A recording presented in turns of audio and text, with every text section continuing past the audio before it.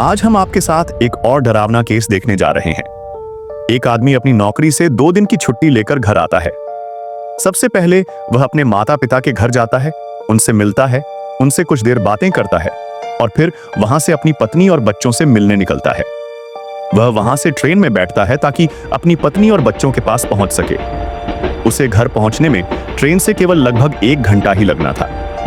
Train में सफर करते हुए उसने घर पर फोन किया और बताया कि वह रास्ते में है। उसका परिवार बेसब्री से उसका इंतजार कर रहा था और बहुत खुश था, क्योंकि इतने दिनों बाद वह आदमी अपने परिवार से मिलने जा रहा था। समय यूं ही बीतता गया और बीच में उस आदमी ने अपनी पत्नी को एक और मैसेज भेजा कि वह अब घर पहुंचने ही वाला है और बस टैक्सी ले रहा है। और वक्त बीत गया। अब 2 घंटे हो चुके थे, लेकिन वह अभी तक घर नहीं पहुंचा था।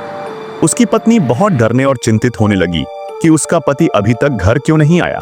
वह रास्ता जो सामान्य तौर पर केवल 1 घंटे का था, अब 2 घंटे से ज्यादा हो गया था। उसने अपने पति को कॉल करने की कोशिश की, लेकिन उसका फोन स्विच ऑफ था। इससे वह और ज्यादा परेशान हो गई। वह थोड़ी देर और इंतजार करती रही, लेकिन वह फिर भी घर नहीं आया। तो वह आदमी कौन था? वह कहां गया? वह घर क्यों नहीं पहुंचा? उसके साथ ऐसा क्या हुआ कि 1 घंटे का सफर अब 2 घंटे से भी ज्यादा हो गया?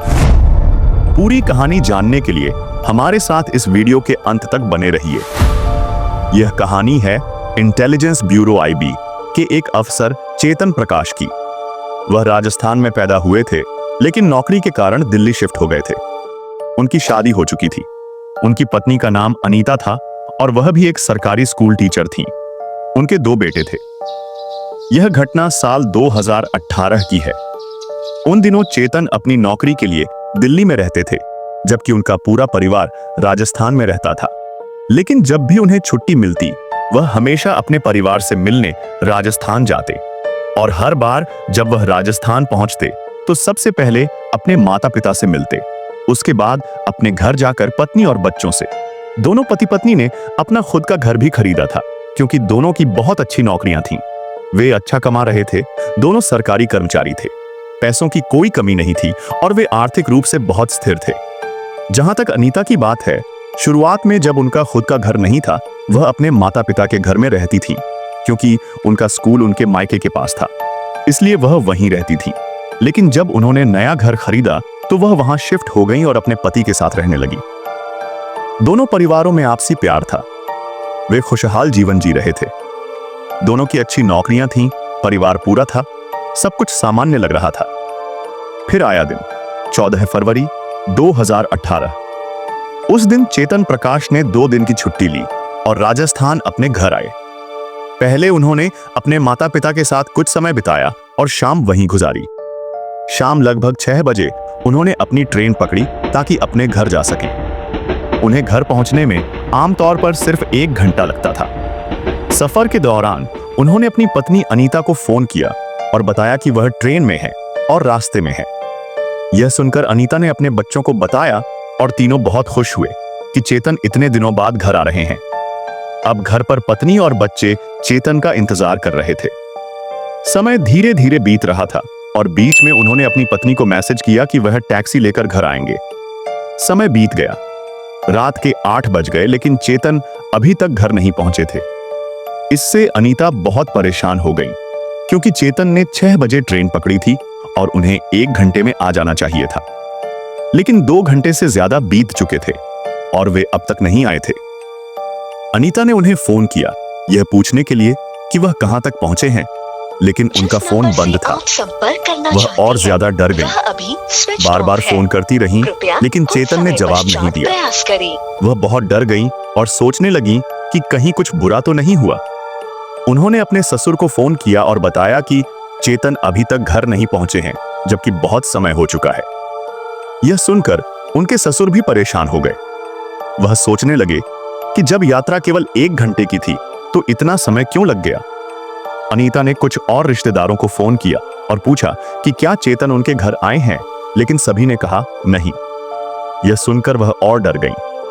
फिर उन्होंने अपने भाई मनोहर को फोन किया और पूछा कि क्या चेतन उनके घर आए हैं। मनोहर ने कहा नहीं, वह यहां नहीं आए। अनीता घबरा गईं लेकिन उनके भाई ने कहा कि वह ढूंढने जाएंगे। मनोहर उस जगह गए जहां से चेतन ने आखिरी बार कॉल और मैसेज किया था। वहां उन्हें चेतन नहीं मिले।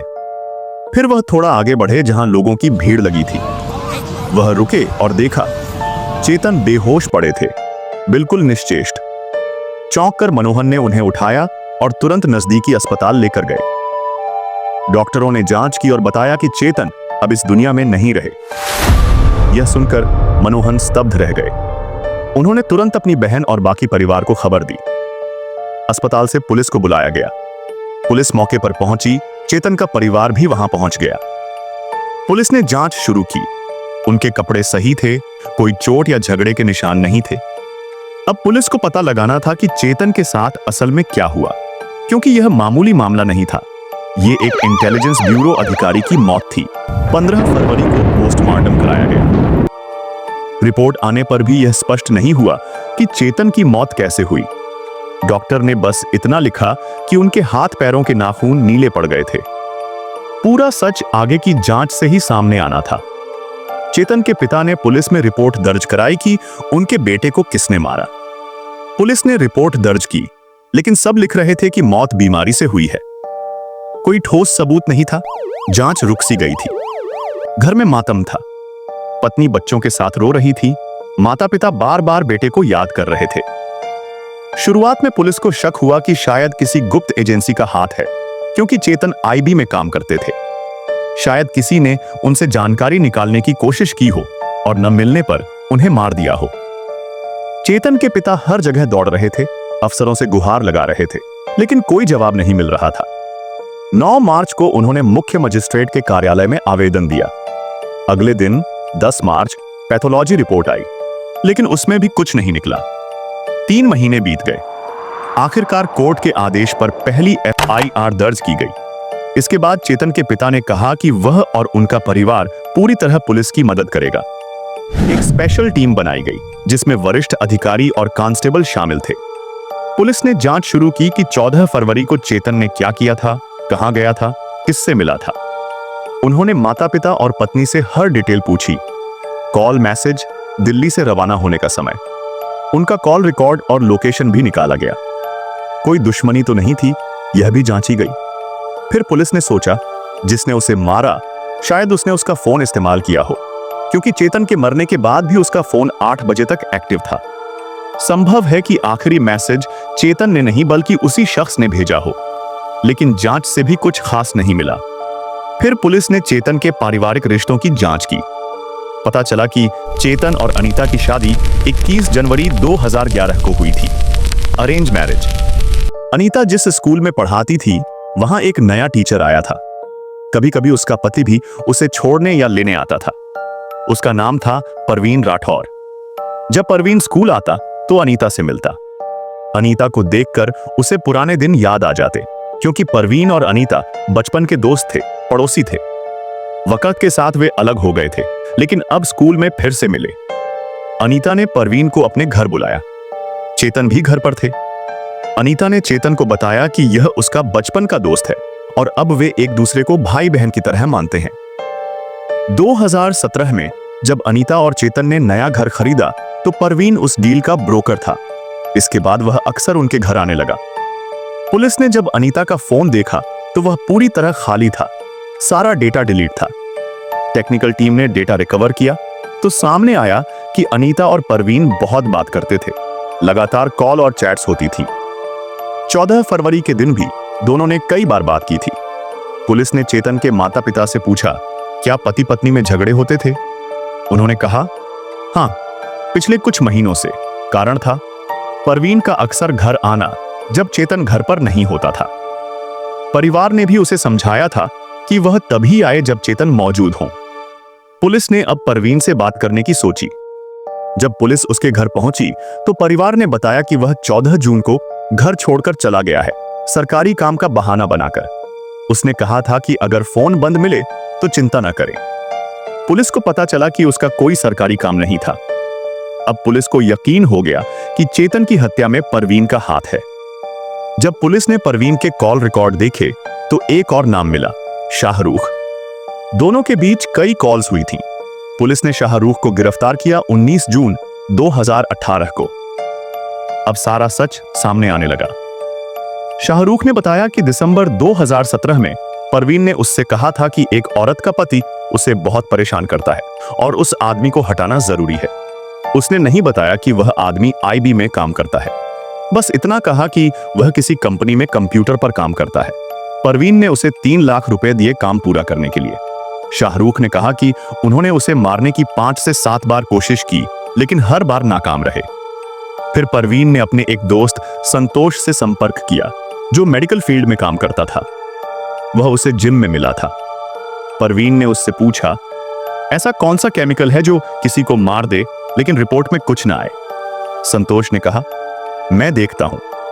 कुछ दिनों बाद उसने बताया कि वह ऑपरेशन थिएटर से थोड़ी मात्रा में वह दवा चुरा सकता है। परवीन ने उस केमिकल पर पूरी रिसर्च की, कैसे काम करता है, कितना इंजेक्शन देना होगा, कितनी देर में असर करता है। जनवरी 2018 में उन्हें पता चला कि चेतन राजस्थान आ रहा है।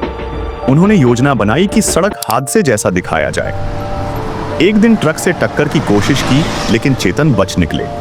अगले दिन फिर कोशिश की और चेतन घायल हो गए। लेकिन उन्होंने कहा कि एक जानवर सामने आ गया था, क्योंकि परवीन ने समझाया था कि अगर ट्रक का नाम लिया तो बीमा नहीं मिलेगा। बाद में जब दिल्ली में हत्या की कोशिश हुई तो सुरक्षा के कारण नाकाम रही। आखिरकार उन्होंने तय किया कि अब वही केमिकल इस्तेमाल किया जाएगा। 14 फरवरी के दिन चेतन राजस्थान पहुंचे। माता पिता से मिले, फिर ट्रेन में बैठे और घर के लिए निकले। शाहरुख उनका पीछा कर रहा था। चेतन पैदल अपने सोसाइटी की तरफ जा रहे थे कि तभी परवीन गाड़ी में आया, उन्हें जबरदस्ती अंदर खींचा। गाड़ी में दोनों के बीच बहस हुई। फिर चेतन को इंजेक्शन दिया गया। उन्होंने उनका फोन लिया और अनीता को मैसेज भेजा, मैं टैक्सी से आ रहा हूं। इंजेक्शन के असर से चेतन की मौत हो गई और उन्होंने शव सड़क किनारे फेंक दिया। शाहरुख ने पुलिस को बताया कि इसमें अनीता भी शामिल थी। पुलिस ने सबको गिरफ्तार कर लिया।